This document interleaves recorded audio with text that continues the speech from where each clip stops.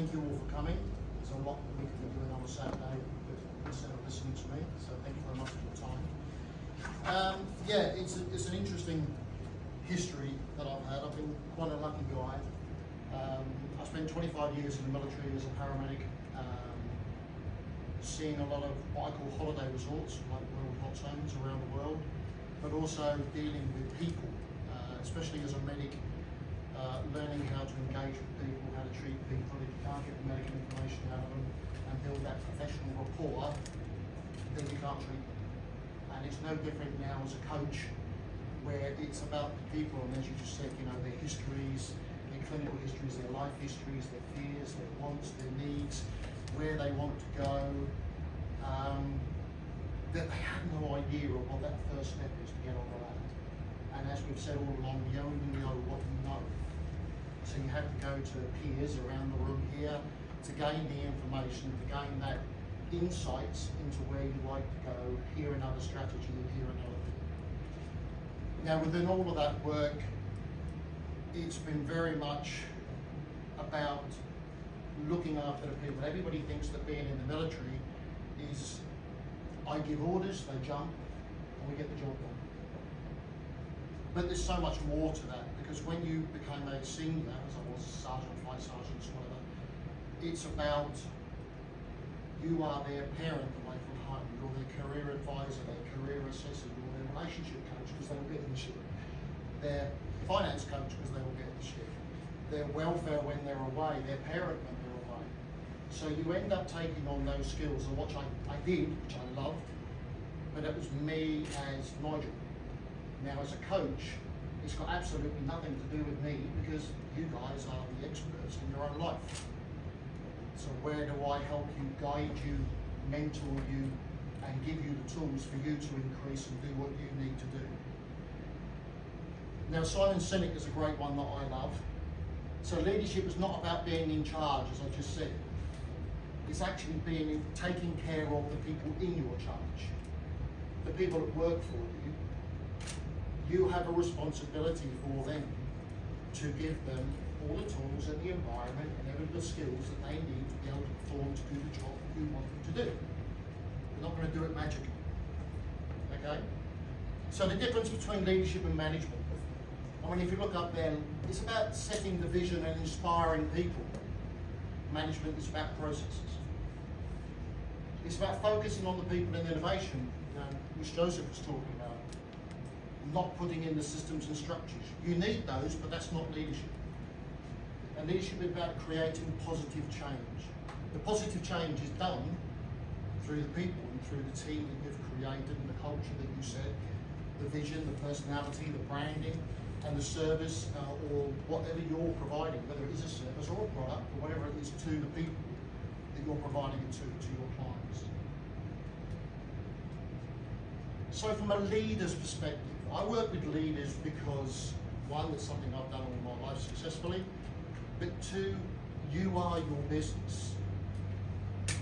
Who you are is your business, and your business is you, which we were talking about there with people. You've got to be relatable. If you're a business owner and you're sat in your office and you're just going to sit away there and tell everybody what to do, why are they going to do it? They don't know you. They have no rapport with you. They have no reason to go the extra mile for you. And if you want them to do that, you have to invest as a leader about the people. Are you available? Like I said, if you're going to shut yourself away in an office, you're not serving anyone apart from yourself. You're the only one who knows where you're going. You're the only one who knows the vision. So the people that are working for you are operating blindly. They don't know what you want. So you have to learn to communicate. And communicate at the right level. Everybody fits into a bracket of their communication style. Sure. Lots of visual people, a lot of audio people, a lot of kinesthetic people, and there's a lot of audio digital people. Now what that means is people will have a language. If they're a marketer, they want to know what you want to see. It's all these visual words about how it looks and how it, what it's going to, the vision of it. If you're talking to audio persons, they don't get the volume. They can't hear what you're saying. They're not getting your message. And if you're a kinesthetic person, they're very feely. So they want that vibration, they want to feel the energy, they want you to talk down to them in their language. Because if I turn around and said to Joseph, I want you to do ABC, as far as I'm concerned, I've given a great lecture. I've given him the brief, exactly how I know it. But it's not about how I know it. I need him to understand what I want. So how does he need to hear it? So as a leader, you have to put your message across to the people you want to do the job in the way that they need to hear it. Okay? Transparency, that's what we said. What is the message you want them to hear? Where is it you want them to go? What are you trying to achieve? Otherwise, why are they going to follow you? Why are they going to come on board with your vision? Why are they going to be just an employee doing a job? Wouldn't you want them to be standing next to you and helping you with that vision? Coming up with ideas with that vision? Moving forward with you together? And the open two-way communication. If you're going to shut your door, so many people talk about an open door policy. Come and talk to me anytime, my door is always open. And then you go to the door because you've got a question, they go, oh, I'm just busy for the moment. Or you sit down and you talk to a GP. Sorry. Not this one, not this one. But they're looking at the computer and they're going, so what's your problem? Not talking to the person. Sorry, that didn't make that happen. They're asking the questions, but there's no connection.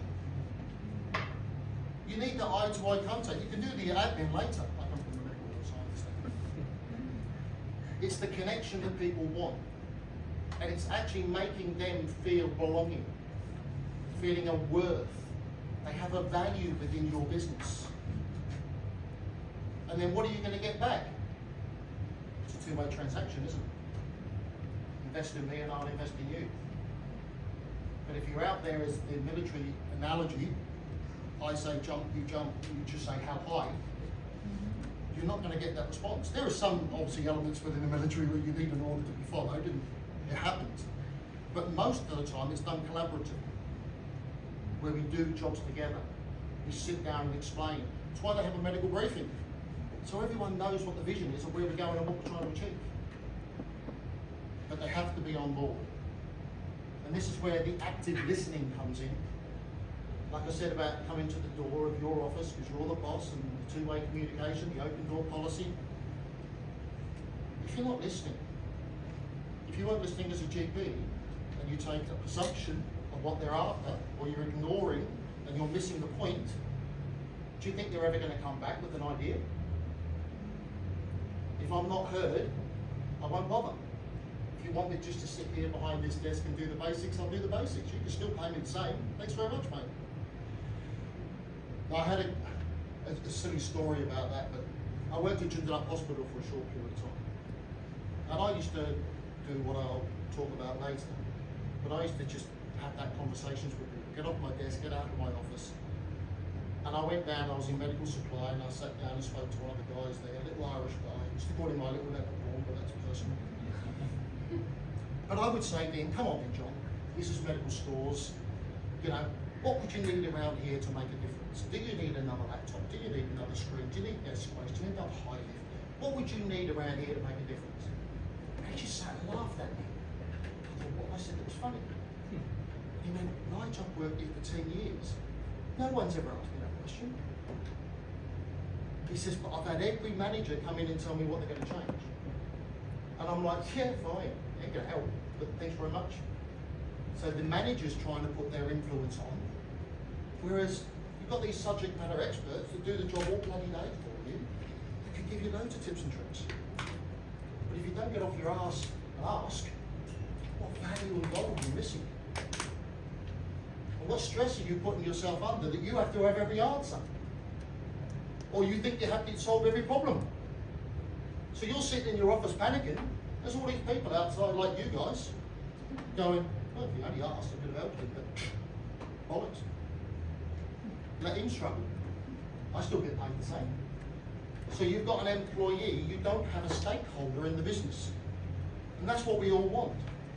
We want stakeholders that understand your branding, understand where you're going, and they want to be next to you on that ship, next to the captain, follow you in that direction to achieve the goal. Because whatever the business is, they're a part of it.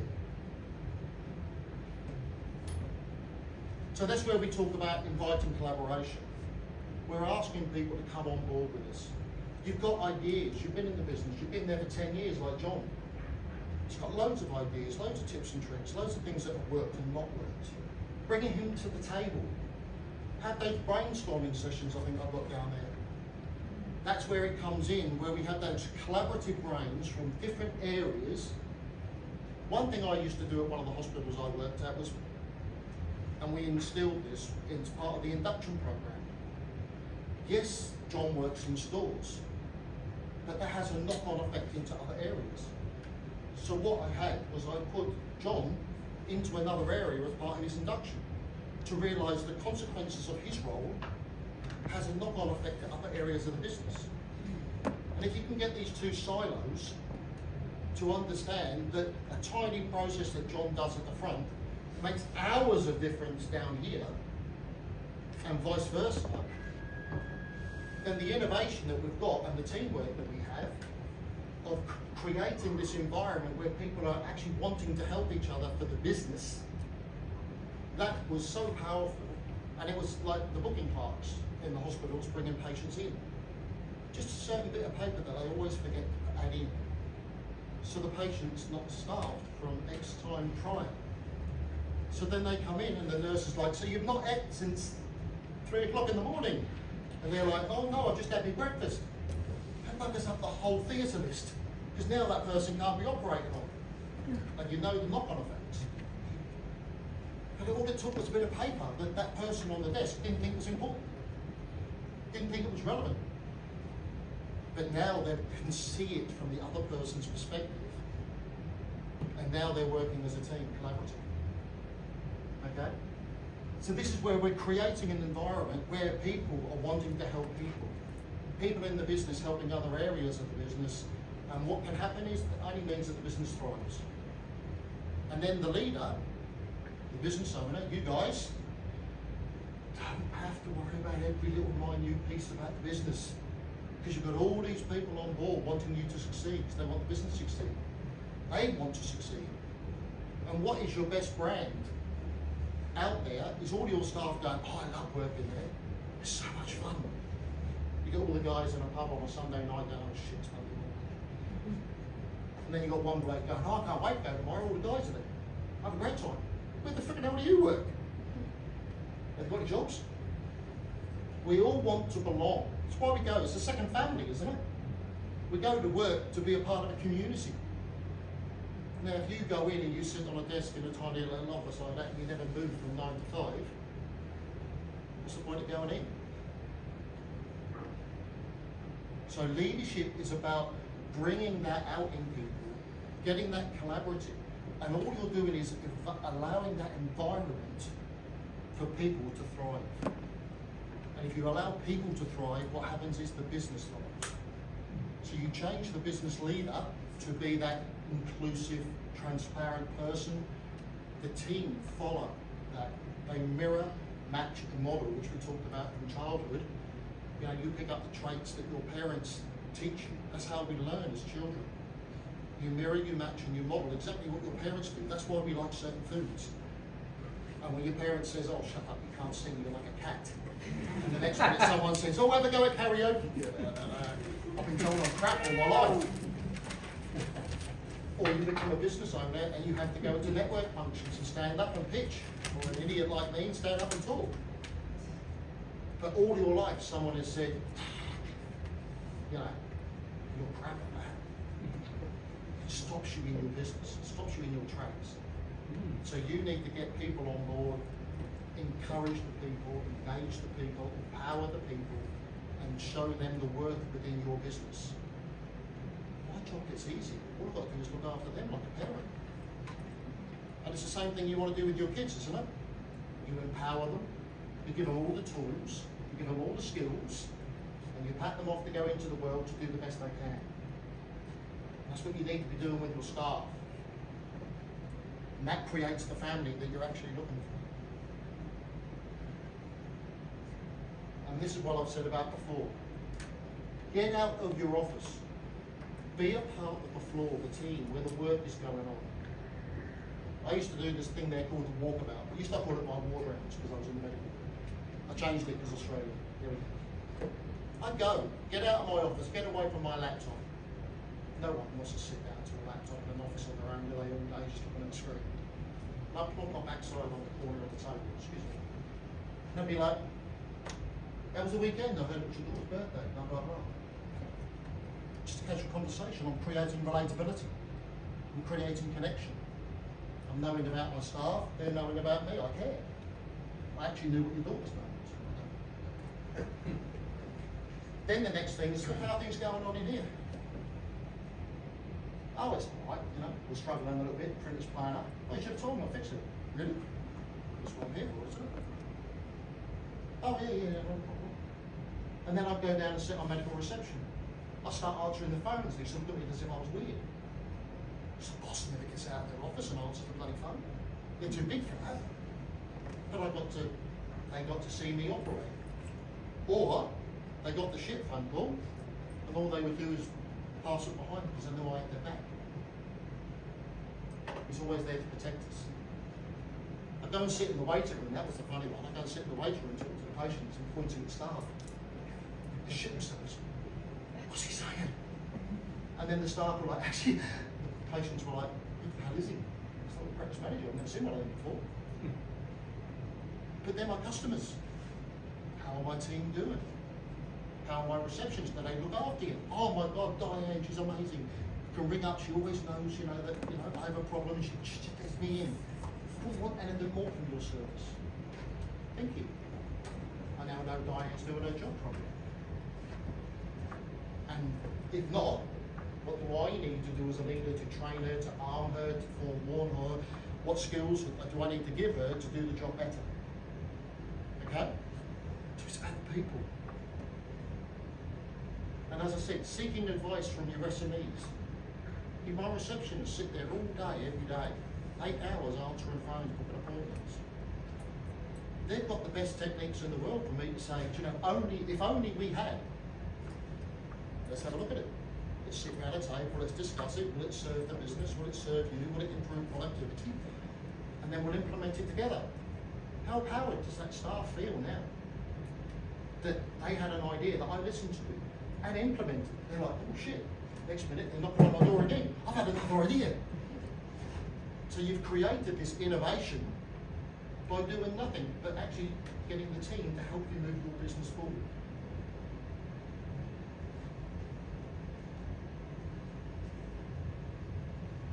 So, just to recap, you want to offer your staff a safe environment where they can be themselves, be authentic, and actually perform optimally. Because that's what you want.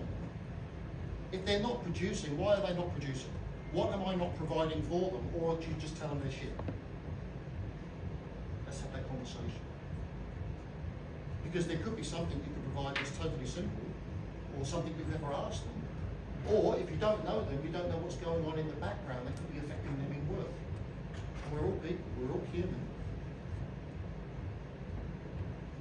You start taking that into consideration and you look how their performance will raise when they count, when they matter. Do they have the right tools? Have you given the brief or the scope of what you want them to do in line with the vision of the business, in line with what you actually want, and in line with how that person needs to hear it? These are the responsibilities of a leader. Permission to be the expert that they are. Allow them a little bit of scope, a little bit of rope to offer you advice, to perform optimally, to go out there and seek innovation themselves and bring it to the table. How much time are you going to save as a leader when you're not doing it yourself?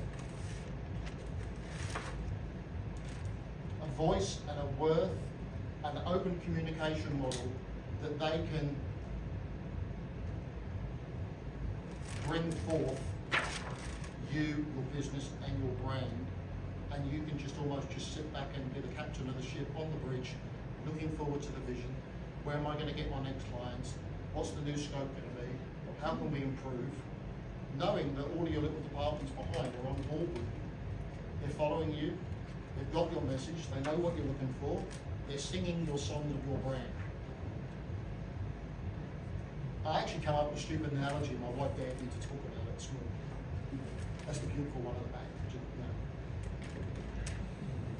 Why do they call it a dog's lead? Because you as the leader, the owner, the alpha, whatever you are, you're leading them along. Where are they? Are they in front of you or behind you? No, you have them beside you. And you teach them all the tricks to do what they need to do. To sit, to stand, to come back. When they do what you do, good dog, praise them, give them a treat, reward them. But then what you do is you start giving them a little bit more rope, a little bit more lead, the extendable ones, to go out and explore. What do? They come back to you. And now they're more educated, they're more environmentally friendly, they know the scope of the area the area that you're at. And then all of a sudden you let them off the lead. Oh my God, how come the innovation now? They go off and they sniff and they shit and they wee and they do whatever they want to do around the place. But they become a better, more calmer dog. You've still got the power. You're not having to tell them off all the time. They're following the rules. So that's where the lead comes from. It's not how you should treat the staff. People will lead until they sort of don't go too far from the desks. But the analogy is that the more that you put in, the more you teach them and the more you scope them about what they should do and how you want to operate and what's good and reward them for it, you get the free time just to walk around, not pulling on the lead all the time because they're off having fun. So, as well as the leadership, this is everything else I do. But they're all important when you deal with a person, like I said at the beginning, you are your business. So there's not one element of that that doesn't come into coaching a leader. Because we're people. And if you've got crap going on in the back, you're bringing that to work. You're bringing that frustration to it. You can't be your authentic self because your head is always external. So you treat the leader and you create an authentic leader with these tools we just talked about. So what happens now? You get an engaged collaborative team. You get a collaborative team, what do you then have? Positive culture. Now if I asked any one of you about a leader or a boss that you had that was fantastic, that was awesome, I lay money, not one of you would say, oh, he was a great delegate. Or she was brilliant, her knowledge was incredible. She was an amazing leader because she was highly intelligent. She was a great leader because she remembered my kid's birthday. Or she knew that my daughter was ill and gave me the scope. So I lay money, there's not one, I've done it in so many places where I talk and ask for people to tell the stories, and not one of them is not based around the clinical skills or the technical skills of being the job. It's all about how that person mattered, or they mattered to that person. That's a human. So, thank you very much. Thank you.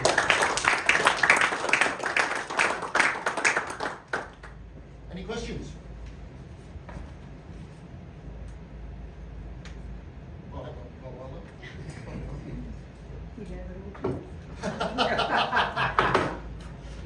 okay, do you have any questions? Go on. Yes. So I've got a virtual team, right? Yep. In office in the Philippines, and how do I maximize leadership effectiveness when managing a team that's virtual? We operate from the office, so we've done that. But I think it's just the genesis of it is more that can be done. There is, but it's like how much contact are you having with them on a regular basis, or are you just talking about work and tasks? A lot of work and tasks. Yeah. Yes. But I think it's but so predictable. And It is. More, So sometimes it needs to be about the people, about the reward. How is it working for you at home? Is there anything I'm not providing for you whilst you're at home? Is there a way that the process could be improved that could make it easier for you? You know, So you're talking about the human aspect of working at home, so they still feel as if they might as well be in the office, in the little cubicles around the room, but their neighbours down the road, 10 miles down the road. So it's that team environment that you're trying to create, that they still matter, that the team are talking, there's that collaborativeness. So whether it be having a quick 5-10 minutes in the morning where everybody's together, have a chat prior to going off and being individuals, or whether you're touching base with one of them each day, just for that 5-10 minute call of how's it going, you know, building that personality and rapport with you. Because the more people, like post-COVID happened, you know, that everyone was working from home. And now they don't want to come back in the office because it suits their life. But they feel so lonely at the time. Because there's no collaboration, there's no connection. You want to get out of your front door. I work from home, and most of you may do as well. You know, but you gain the value and you're more productive when you get into the office or you go for an appointment, when you're around people and the vibration's higher. You know, I get nothing done. My bloody dog takes up my time, you know what I mean? Just jumping up on the chair going, excuse me, I am here, please play. But going out and being with people, talking, raising your vibration to match theirs, because the innovation or the conversation is just exciting. That, oh my God, I didn't realise I could do that. I never thought that. Yeah, that would be great. Oh, yeah. But when you're at home on your own, you're just like, don't make a coffee. The music on, the baby's crying, the dog's shit somewhere, or whatever it is. It's too many distractions that you don't feel as if, like, actually, ultimately, I'm a part of the team. So how can you create that feel? It's by contact, it's by them mattering, their value to the business is still the same whether they're at home or in work with you. So just that personal touch and connection. Nigel, can I talk to that? Yeah. I've got a team like yourself, virtual, in the Philippines, and I had an example just recently. One of my best operators, I found that his quality started to drop, and I sort of stopped having like a business conversation with him, and I just asked him, "What's going on? What's going on for you?" And he was telling me, he told me that his partner, who's the mother of his child, had just got a promotion, and she was sent 500 kilometres away, and he was left with being a single parent, right? And it was actually impacting on the quality of his work. And I said, well, what would actually make a difference to you? And he goes, oh, if I could have a nanny to look after my child. So we worked a new package for him that included him having a nanny. That guy is now the most dedicated member of my team, and yet he's literally 20,000 kilometres away, and I only talk to him every day on a Zoom call. But what loyalty have you created? Because you're more than an asset, you're a person that matters to the business, that you've gone out and helped him, catered to his needs. So it's the personal touch. Like I said, people want belonging. People will stay where they're working for less money. Not too much, but less. If they feel that they've got to work and they belong and they have fun. That's what we all want. Don't want to go to work to be bloody isolated. You know, you want to get out, and because you spend as much time with them as you do with your family. So you want to feel that belonging, you want to feel connected, you want to go to work with a smile on your face and be productive. That's only done if you matter. Right, thank you very much.